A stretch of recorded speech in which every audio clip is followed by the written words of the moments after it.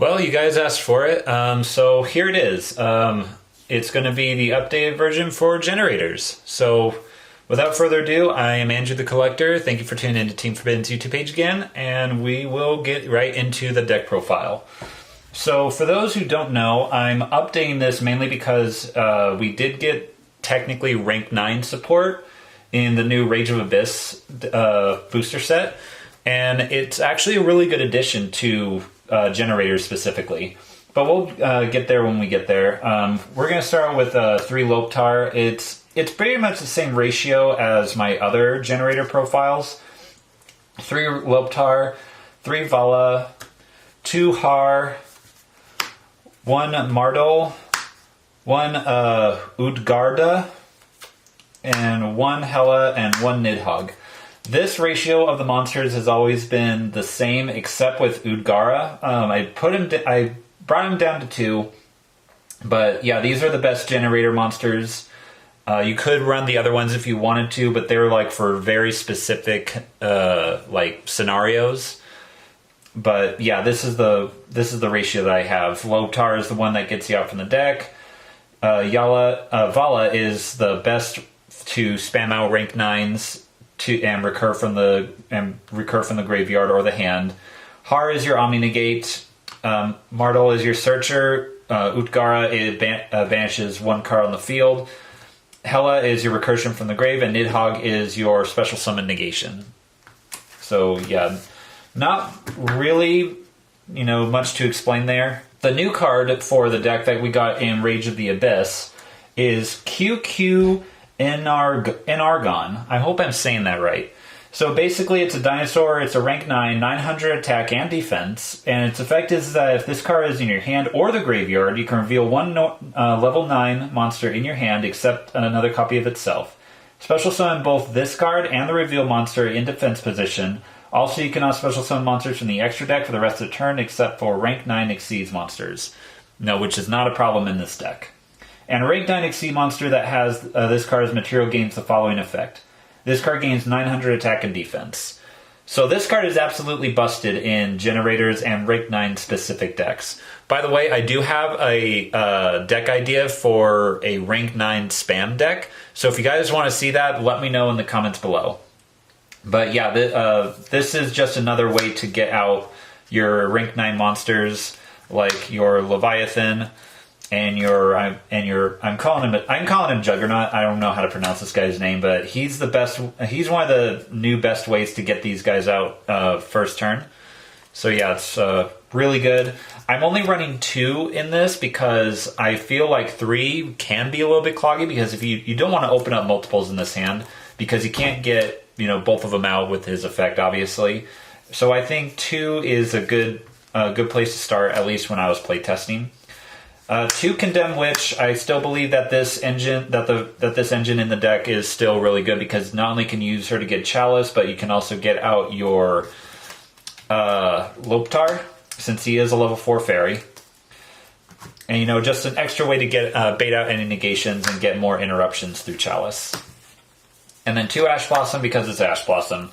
If you have any other hand trap slots that you want to put in here that might be better for other than Ash Blossom, like the new Max Seed cards, then go for those. But I'm fine with Ash Blossom. And that's it for the monsters. Onto the spells. We have 3 of the Generator Boss Field spell plus a Terraforming. This card is basically the backbone of your deck. It's what makes the deck work. Once per turn, when your opponent adds a card from their deck to their hand, including drawing it during the draw phase, you can special summon a generator monster from your deck to your side of the field in defense position. That is a soft once per turn, which we'll get into when we get into the traps. And its hard once per turn effect is that when you special summon a generator monster, special summon as many generator tokens to your side of the field as possible. Because in order to get their effects off, the main deck generator monsters have to tribute other generator monsters or cards of its same type. So being able to generate the tokens, that's what helps get your fodder to activate cards during your opponent's turn. So yeah, absolutely run 3 of these. If you're not running 3 of these, you are not running the deck properly. And the other thing that we're running 3 of is Generator Boss Quest. It's the it's the basically break even searcher. Reveal a generator monster in your hand, and add 2 Generaider spell and or traps from your deck to your hand, and then shuffle the reveal monster back into your deck. So it's literally a break even to get out your field spell and your trap card, which we'll get into in a moment. And probably the best card in the deck, aside from the field spell, is World Legacy Monstrosity. This card is an absolute beast. So it's a quick play effect, and you can activate 2 effects. One, you can special summon a level 9 monster from your hand. Self-explanatory. And the second effect is that you can target a level 9 monster that you control and special summon 2 level 9 monsters with different types and attributes from that monster. So, but they can't. I believe they can't attack that turn. Yeah, they can't attack that turn, and they're destroyed at the end phase. So you really don't need to worry about that. You just basically get them out for either their effects or their exceed fodder, or just extra interruptions during your opponent's turn, since it is a quick play. Absolutely busted. I am running no less than 3 of them, and you should definitely do the same. And then going in with the Condemned Witch, we have 3 Forbidden Chalice. It's an extra negation, and the best thing about it is not a lot of people expect it. When I set my face down cards, they're never going to guess that it's Chalice, and it's really funny when they get the surprise on their face. And the last card in the deck is Pot of Avarice, because we do go through a monster lineup in our deck very quickly. So having this in the deck just helps, plus it's extra draw fodder, so why wouldn't you? And I'm not seeing a lot of people run Pot of Avarice, which is actually quite astonishing, because with how many combos are going around nowadays, you would think that there'd be more.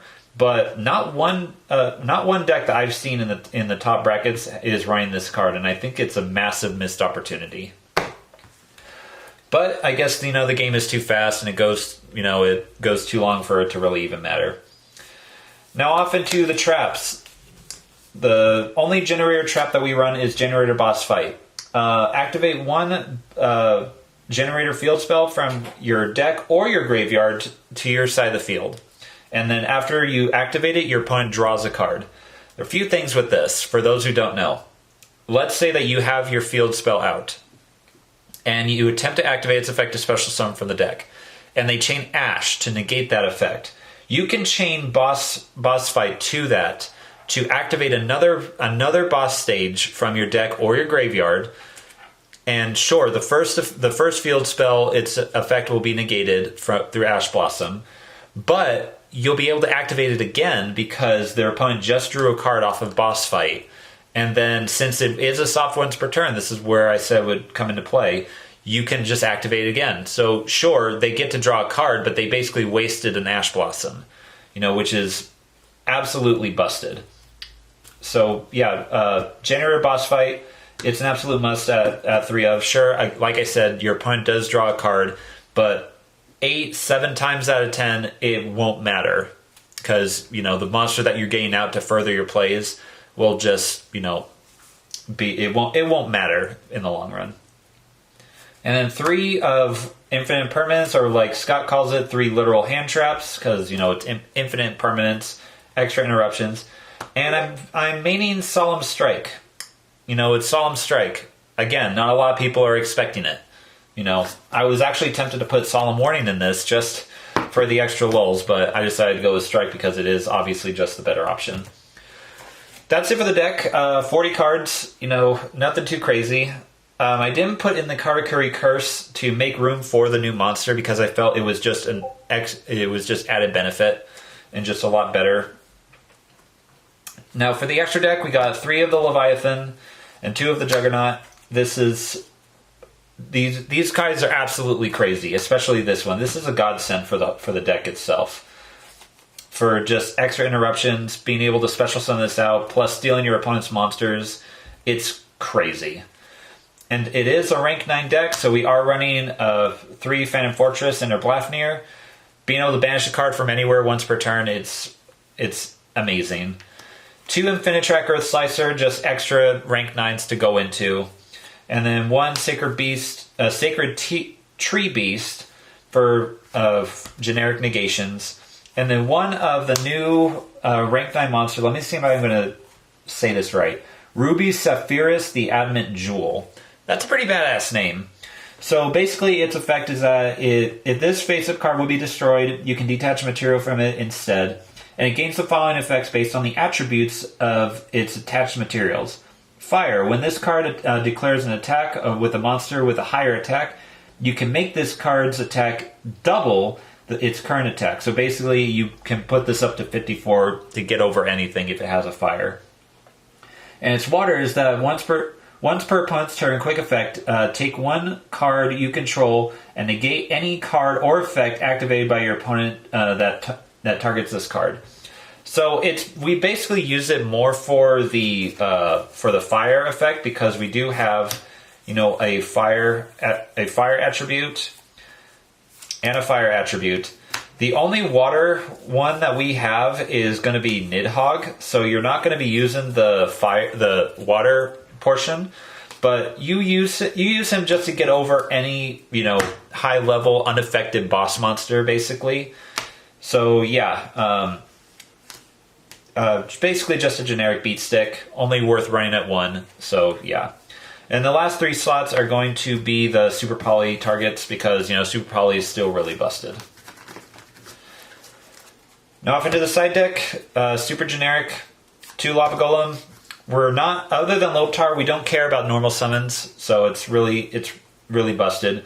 You could put Sphere Mode if you wanted in this, depending on the format or the matchup, but I like Lava Golem, it's still good. 3 Super Poly, it's Super Poly. Dimensional Barrier for the Tempes, an extra Solemn Strike, and 3 Solemn Judgment. And the last 4 are going to be 3 Psychic Shockwave and the 1 Jinzo. We hate Imperm. We hate Evenly Matched. It's just always better to have an ace up your sleeve that people won't expect. And I think that Psychic Shockwave is still a really formidable card, especially when you're going up against back row decks like Labyrinth and stuff like that. And that's it for the deck profile. I hope you guys enjoyed it. As always, please let us know what you guys want to see more. We got a lot of profiles coming up for you, so stay tuned for those. And until then, please like, comment, subscribe, hit that bell down below for notifications, and we'll catch you guys in the next one.